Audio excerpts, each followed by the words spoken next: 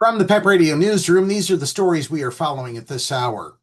The facility at an airport used for training will have a capacity of about 3,000 detainees when fully operational, according to Republican Governor Ron DeSantis. The center was built in 8 days over 10 miles of Everglades. We're talking about Alligator Alcatraz. It features more than 200 security cameras, 28,000 plus feet of barbed wire, and 400 security personnel. Sounds approximately like Oranienburg or Dachau in Nazi Germany. Immigrants who are arrested by Florida law enforcement officers under the federal government's 287G program will be taken to the facility, according to a Trump administration official. The program is led by Immigration and Customs Enforcement and allows police officers to interrogate immigrants in their custody and detain them for potential deportation.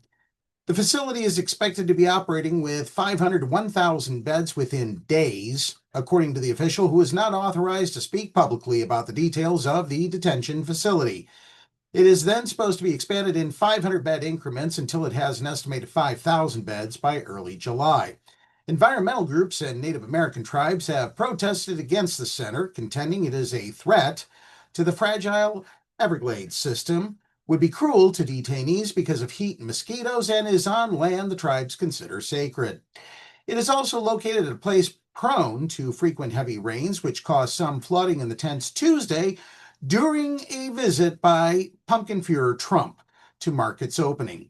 State officials say the complex can withstand a Category 2 hurricane, but who the fuck cares? Because really, Category 4 hurricanes blow through Florida every goddamn year, which pack winds, the Category 2s pack winds of 96 to 110 miles an hour. But let's face it, once you get up to around 125 to 145 miles an hour, nothing is going to withstand that. Okay? So we're talking about people being killed who are contained within cages. And the contractors worked overnight to shore up areas where flooding occurred. Sure, they did, assuming the Everglades don't overflow, which occasionally happens when Category 4 hurricanes or Category 5 hurricanes blow through southern Florida and knock it clear to Texas. Governor DeSantis and other state officials say locating the facility in the rugged and remote Florida Everglades is meant as a deterrent, naming it after the notorious federal prison of Alcatraz, an island fortress known for its brutal conditions, which was about as bad as Dachau, is meant to send a message. It's another sign of how the Trump administration and its allies are relying on scare tactics to try to persuade people in the country illegally to leave voluntarily. Call it what it is. This is a concentration camp, just like Guantanamo Bay, Cuba, and the Sikot prison in El Salvador. These are crimes against humanity. Justice Robert Jackson fought the Nazis at the Nuremberg trials and is most definitely rolling over in his grave in southern New York that the rot that we call the Trump regime has the audacity to sell merchandise bragging about this place. We are now beyond 1934 Nazi Germany, and there is no turning back, with more cruelty and destruction coming. Turning to other bullshit from the Trump regime. The Trump administration will hold back delivering to Ukraine some air defense missiles to keep the goddamn Russians out of invading.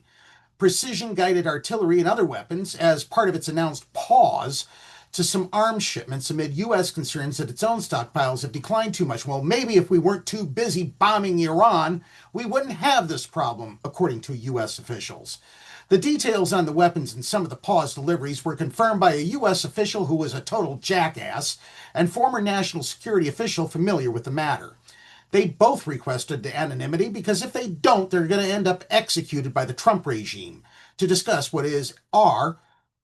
the Associated Press can't make up their mind which verb they want to use, being held up as the Pentagon has yet to provide details. The pause includes some shipments of Patriot missiles, precision-guided GMLRS, Hellfire missiles, and howitzer rounds. It is a setback for Ukraine, which has been fighting its own goddamn revolution against the frickin' Russians for the last several years, which has faced increasing and more complex air barrages from Russia during more than 3-year-long war. And as President Donald Trump dithers and dathers and remains determined to quickly conclude a conflict that he had promised as a candidate to end day one back in January. Pentagon spokesman Sean Parnell is useless, but he declined during a Wednesday briefing to detail which weapons were being held back, but set a pause to consider the health of the U.S. stockpile was necessary. He's an utter moron. Don't bother listening to him. And finally, we have a follow-up on more stupid nonsense from the garbage regime in the White House. The Trump administration has accused states and schools of using federal education grants earmarked for immigrants that have already been allocated by Congress to be spent on children and low-income students to help fund a radical left-wing agenda. The administration this week withheld more than $6 billion billion dollars intended for after-school and summer programs, English language instruction, and adult literacy, and so much more, saying it would review the grants to ensure they align with President Donald Trump's priorities. The freeze sent schools and summer camp providers scrambling to determine whether they can still provide programs like day camps this summer or after-hours childcare this fall. On Wednesday, the Office of Management and Budget, run by the goddamn Project 2025 founder, said an initial review showed schools use some of the money to support immigrants in the country illegally or promote LGBTQ plus inclusion. Big frickin' deal. The administration said it hadn't made any final decisions about whether to withhold or release individual grants. Many of these grant programs have been grossly misused to subsidize a radical left-wing agenda, said the Office of Management and Budget in a statement. It said New York schools had used money for English language instruction to promote organizations that advocate for immigrants in the country illegally. Washington State used the money to direct immigrants without legal status towards scholarships the Trump administration said were intended for American students. Grant funds were also used for seminars on queer resistance in the arts, according to a statement from the office.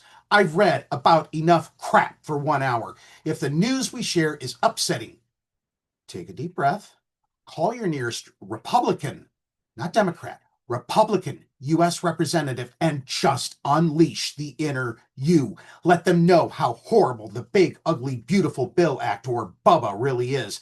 Let them know that you do not support U.S. concentration camps in Florida, despite what Governor Rhonda Satan says. Let them know that instead of kicking grandma out of rural nursing homes or closing down the nearest hospital or telling your kids that they won't eat tonight because SNAP benefits have been slashed by the morons in Washington, maybe they could have helped the voters who put them in office instead of the goddamn billionaires who finance their campaign.